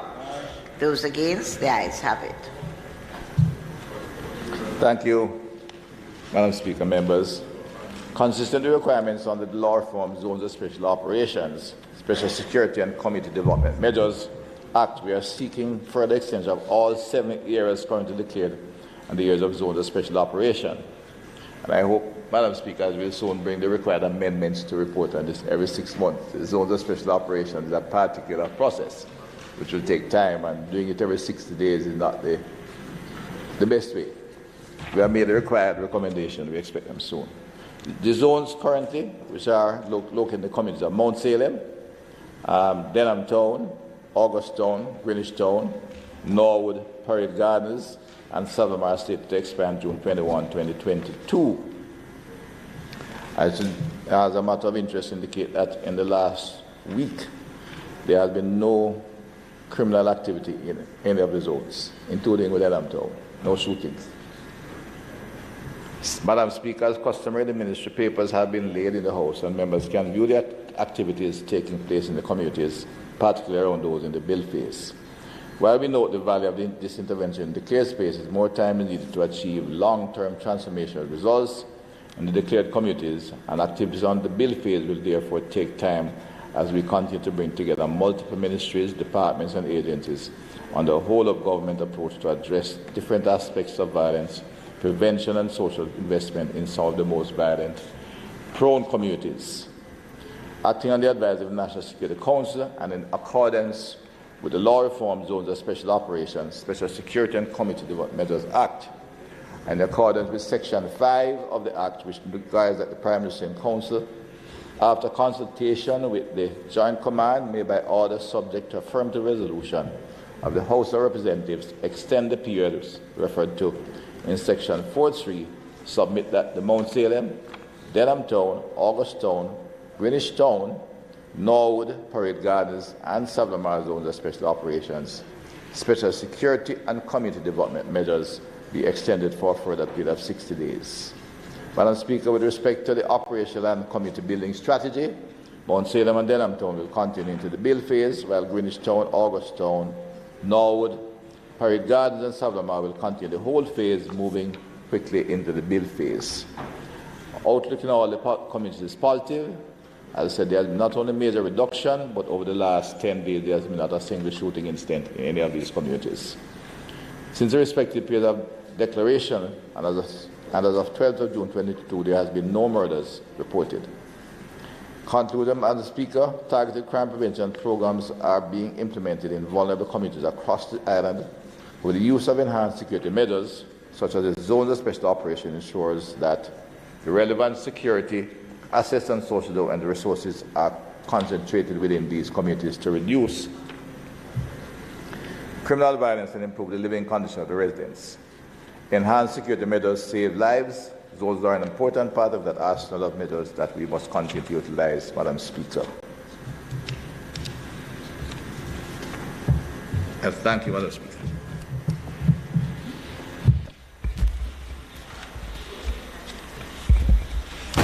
Madam Speaker, as has been the position of the opposition in relation to the zones of special operations for which extension is being sought today. In terms of the concept, we agree. We have seen lots of improvement in the communities. We continue to encourage members in the community as well as the elected representatives to make sure that they play an important part in monitoring what is happening and the progress that is being made. We know that it is slow going, but we want to make sure, Madam Speaker, that we go beyond the ordinary and we really move to see the kind of activities taking place that will lead to improved skills, improved economic ability of the individuals in the community. We understand that it is slow going. We know it takes time. But I speak from experience in terms of what is happening and what still needs to be done. I think that those are important. I want to encourage Minister, that has always been an issue with me, that there's far more joined up nature, in particular with entities like Heart for Skills Training and so on. I believe that we still are behind in terms of making sure that that is fully integrated in what is being done. And so we want to see more of those kinds of activities, more up front and center. Thank you.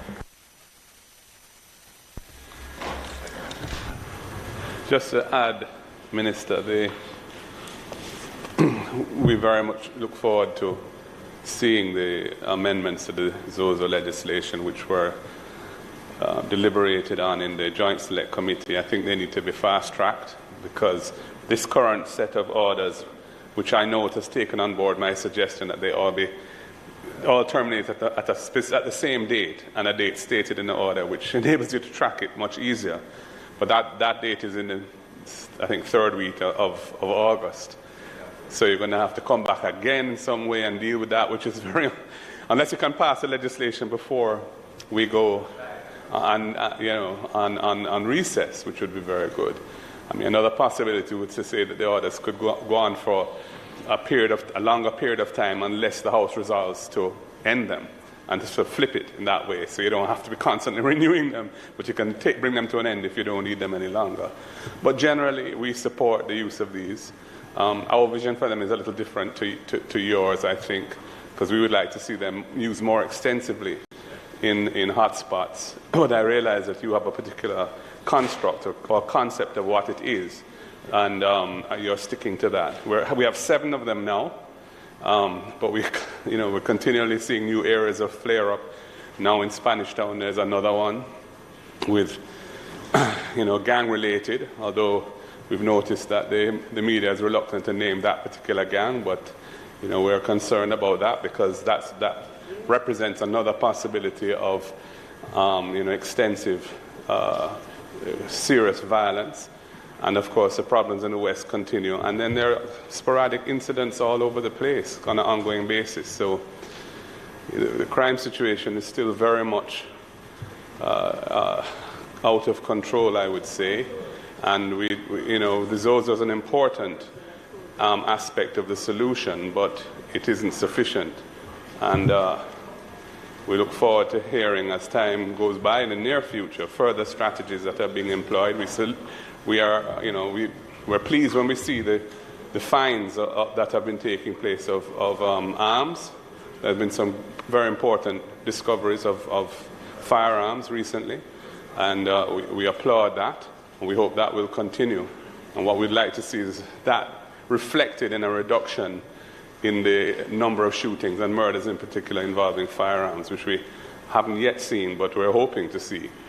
And that ought to happen if you're able to continue the rate at which you're discovering or apprehending firearms. So, in short, we support all constitutional methods of dealing with the crime problem. All constitutional methods of dealing with the crime problem. We have concerns about attempts to abrogate, restrict, or otherwise diminish constitutional rights, and so we will always have a problem with those, and you will not find our support easy to come by when it comes to anything that reduces the scope of the rights of our people as protected by our Constitution. But as for the ZOSA legislation, we see it as an important innovation which has our support. Thank you, Minister.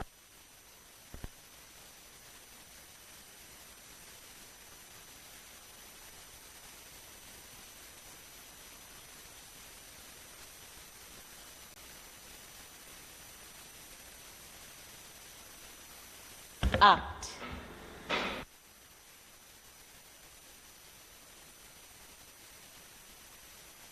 of having the first zone of operations which was declared under this law in the Mount Salem community in my St. James West Central constituency. Much progress has been made, Madam Speaker, and I think I join the member on the other side in just echoing the importance of community members doing their part to ensure that the gains made are maintained over a period of time. I will resist responding to the leader, save and except to say to the people of Jamaica through you, Madam Speaker, that you mustn't get so presumptuous in thinking that the government intends to operate outside of the constitutional framework. The government respects. Not true. You know, it is simply not true. It is not true to say that. You keep saying it, but it is not borne out by the facts.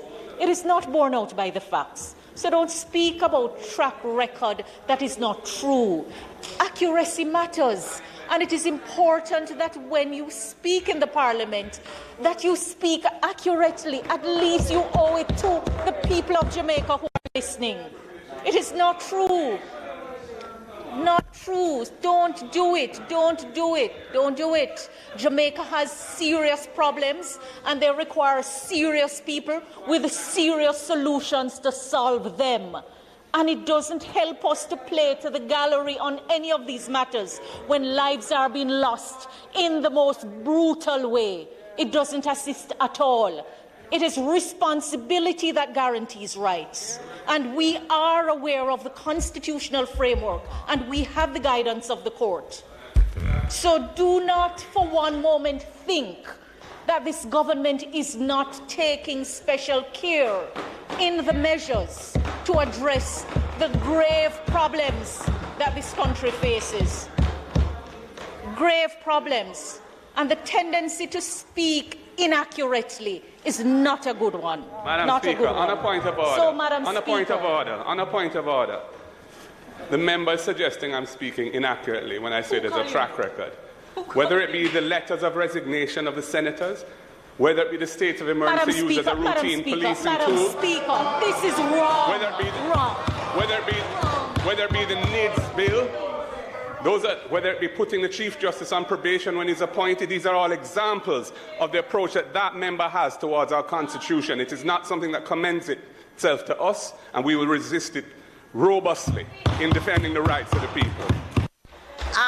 You know, member, you rose to support the motion brought by the minister and yielded to the temptation to respond across the aisle. I am going to invite, whenever we get up to make our things, just concentrate on the speaker, make your proposal, and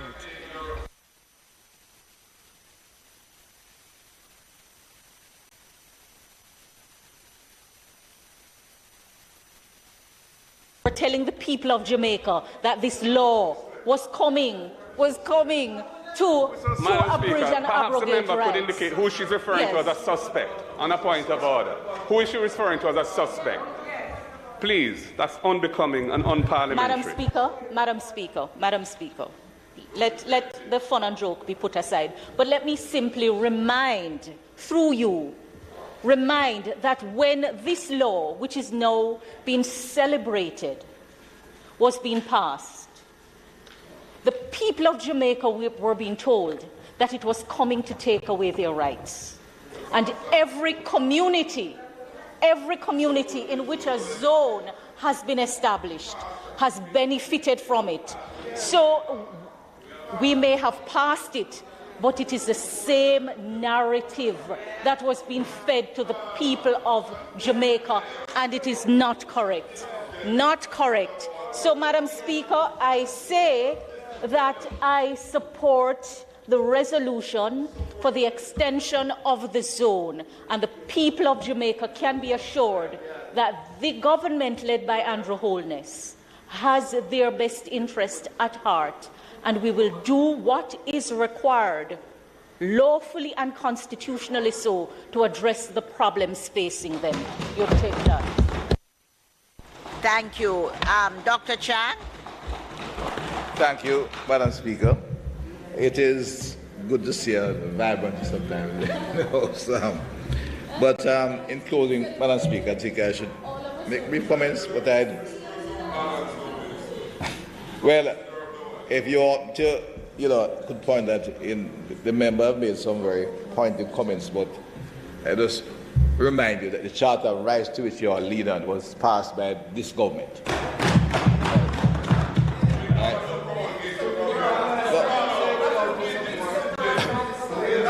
It was passed by this government. That's a fact. Never said you support it. We are concerned about rights. And as I go to Zozo and we refer to certain legislation, there is what you call in this charter rights certain level of lateral responsibility, and those who breach, who refuse to respect and uphold the rights of others must be subject to law. But on the issue of zones, well, if they deny other people the rights, then their rights will be denied, which means including the right to move. Anyway, the whole of government approach is with what the zones of special operations is based on.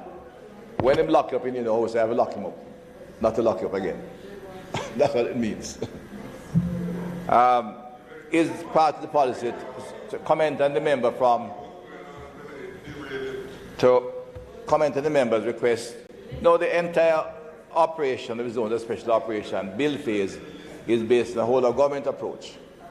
The activity in the newer zones is not at the level yet that is highly visible, but all agencies involved in social investment are brought on board: education, social security, in addition to specialized work by JISTV and public health. And that whole approach is being strengthened as additional budget is put in place to ensure that the communities we have will be transformed. Data is being done now to ensure that we can measure the outcome.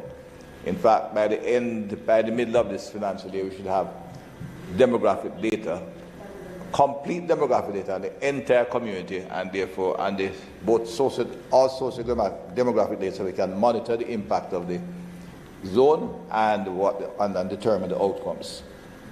This includes not only training, but in fact, build job placements.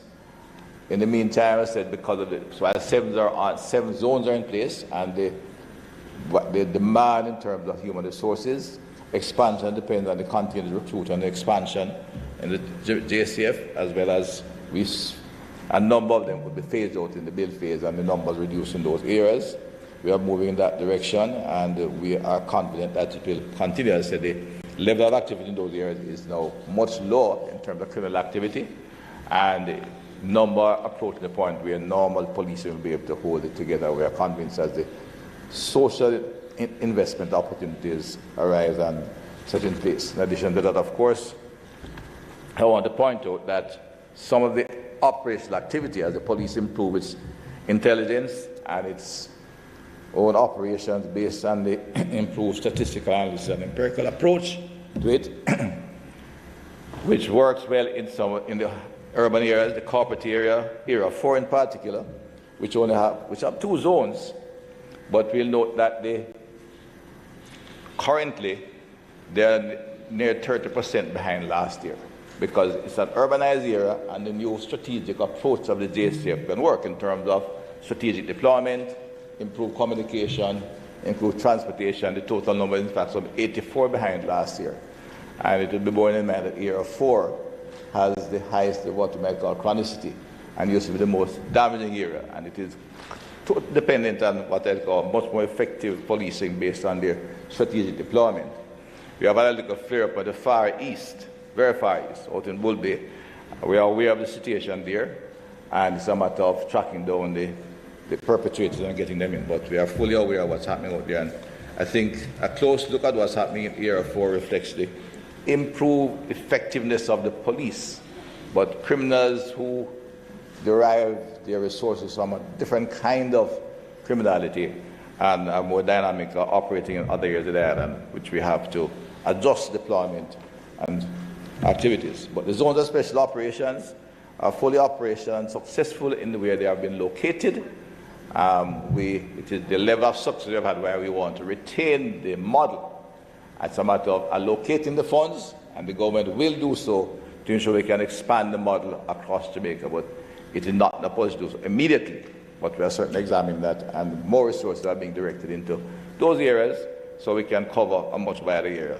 But those 7 zones are showing us a dramatic decrease in criminal activity where they have been located and have been almost crime-free over the last 2 weeks in particular. Madam Speaker, I therefore move for the adoption of the 7 all resolutions by affirmative resolution. Members, the question before the House is that the resolutions brought by the Minister, notice of which she gave earlier, be approved. Those in favour? Aye. Those against? The ayes have it. All motions have been approved. House Leader. Madam Speaker, I now move for the suspension of the standing orders to enable me to take the motion, notice of which I gave earlier, that relating to the hire purchase amendment regulations.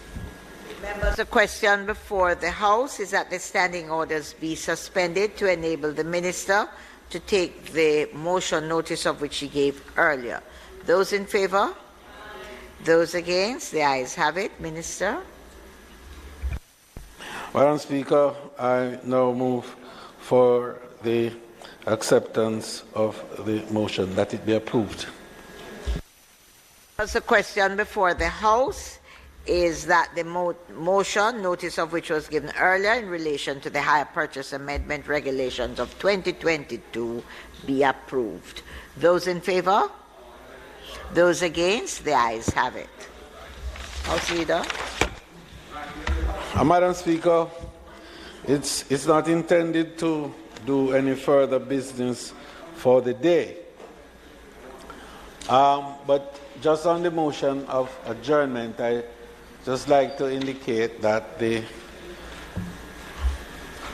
intention to deal today with the traditional motion in relation to the Cuban embargo, which we had indicated to the House it would have been taken today.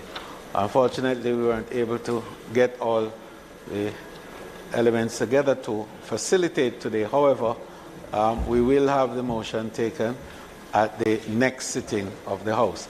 And we're advised that it will be in order in relation to the timelines that are required for a motion of that nature to be passed by this House. So, Madam Speaker, I beg to move that the House be adjourned for a date to be fixed. Members, the question before the House is that the House do adjourn for a date to be fixed. Those in favour? Those against? The ayes have it. This House is now adjourned.